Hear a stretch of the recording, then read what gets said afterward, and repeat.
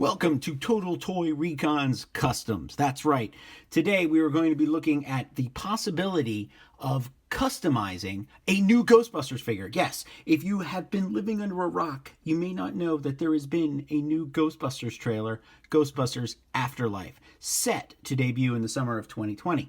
We, however, here at Total Toy Recon cannot wait for the Hasbro Ghostbuster figures that are en route. Now, we will probably see hints of them in 2020 at Toy Fair in New York City. But until then, we thought, hey, we have an Ant-Man Scott Lang, that's Paul Rudd right there, action figure in our archives. Let's take a Ghostbuster figure that we have from Diamond Select and see if we can customize him and if it's worthwhile. So, this is a Diamond Select Egon from the real Ghostbusters, Marvel Legends Hasbro Ant-Man. Let's get to it.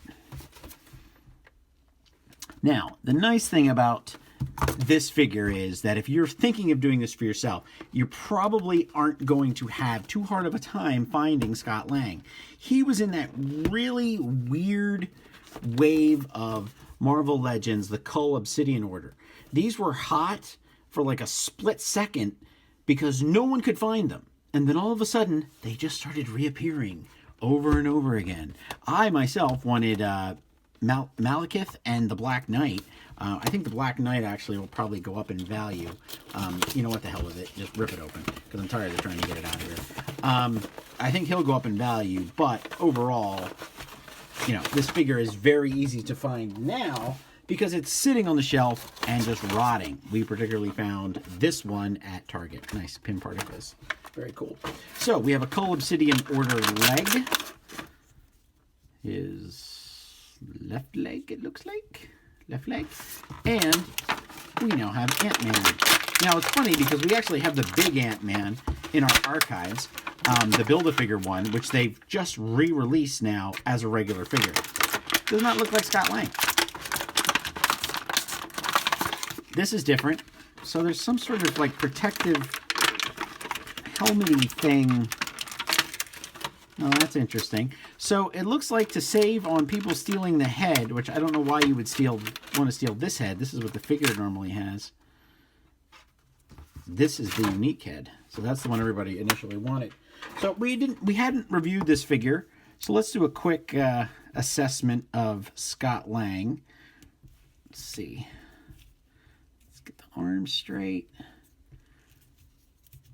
It's a pretty cool figure, actually. I dig it as Paul Rudd.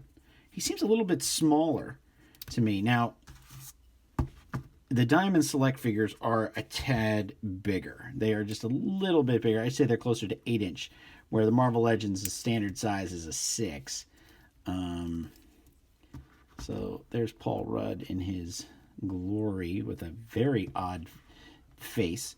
Now, if we really wanted to do a 6-inch comparison, there's Cara Dune from The Mandalorian. So it kind of gives you a better idea of what we're looking at here. So it gives you a little bit better figure look. I'm going to move the camera down a little bit. All right. So Egon's pretty big. So we got a nice little Scott Lang helmet there. Get Cara Dune out of the way. It's an awesome figure, by the way. And this is the tricky part. So here we go. So Scott Lang's head came right off, obviously. And we'll put this on. And I actually think this is cool that you could get Ant-Man in all these different sizes. Now, the costume's going to be slightly different, but we have the big one. Now we have this one. And there are littler versions, which are pretty cool, that you can get to kind of do stuff with. So I'm digging this Ant-Man figure. This is pretty sweet. Actually, I'm liking it a lot. He's got a fist, got a hand open. So it's a nice figure. So there's Ant-Man. Now, we have that figure forever. Now, here is the game. Can we get this head off without breaking it and possibly putting it back on and then move this head over? Will this work? And will it look good? So, now, we do have, oh my God, we do have Winston in this line. But obviously, we can't use him because, in this wave, because his head he has a darker tone skin color for his neck. All right, I'll be back.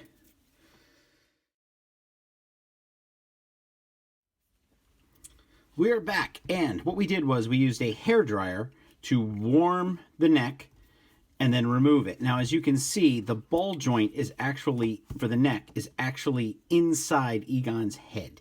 So this creates the dilemma of we needed to get this part off here onto this part there.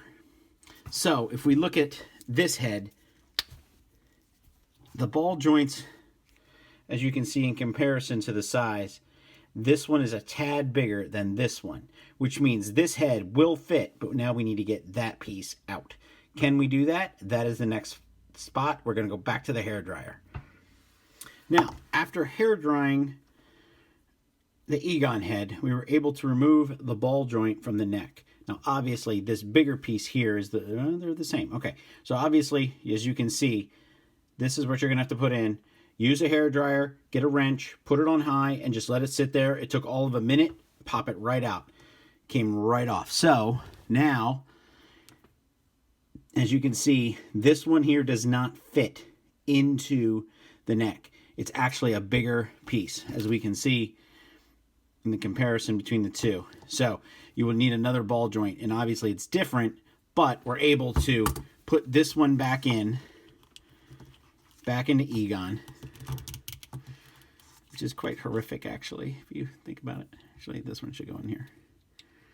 And we may have to hair dry it again, but for the sake of time, let's just do this. That might not work.